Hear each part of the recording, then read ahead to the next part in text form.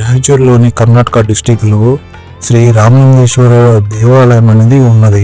చాలా పురాతనమైన టెంపుల్ ఇది.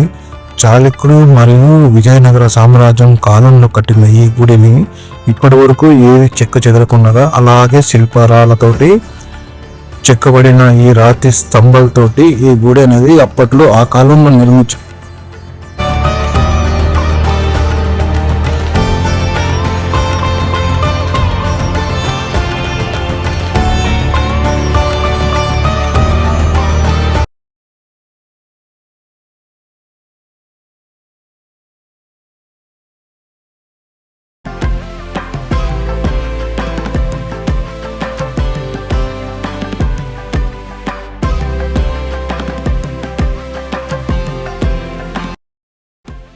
హలో, అందరికీ నమస్కారం.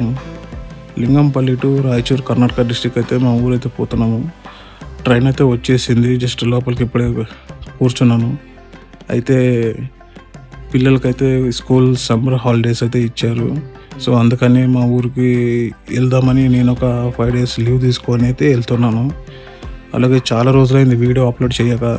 కానీ బయట అయితే ఎండ అయితే ఫుల్గా ఉంది. 45-40 దగ్గరగా చాలా ఎండ అయితే ఎక్కువ ఉంది. కానీ ట్రైన్లో విండోస్ నుంచి అంటే చాలా చల్లగా గాలి వస్తుంది.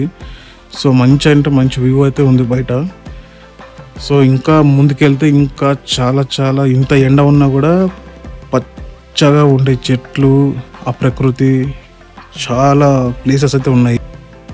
చూడండి గైస్, ట్రైన్లో ఇంత మంచిగా ఎంత గ్రీన్గా కనిపిస్తుందో. రైతులు కూడా ఆ చెట్లను అలాగే కాపాడుతూ వస్తూ, చెట్లకు నీళ్ళు పోస్తూ, వాటిని పెంచుతూ పచ్చగా ఆకుపచ్చగా ఎలా కనిపిస్తుందో చూడండి ఒక్కసారి. ఇంకా ముందుకెళ్తే ఇంకా చాలా మంచి వ్యూస్ అయితే ఉన్నాయి.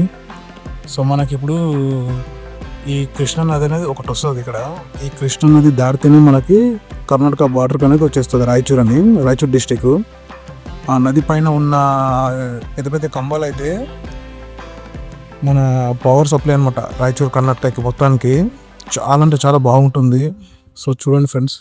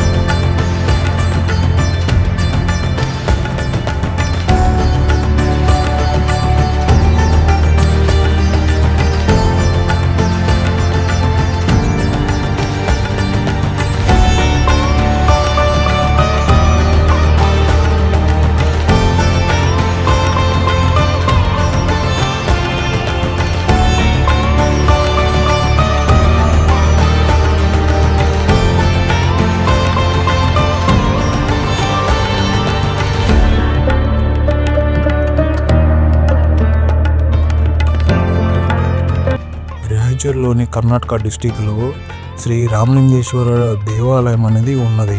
చాలా పురాతనమైన టెంపుల్ ఇది.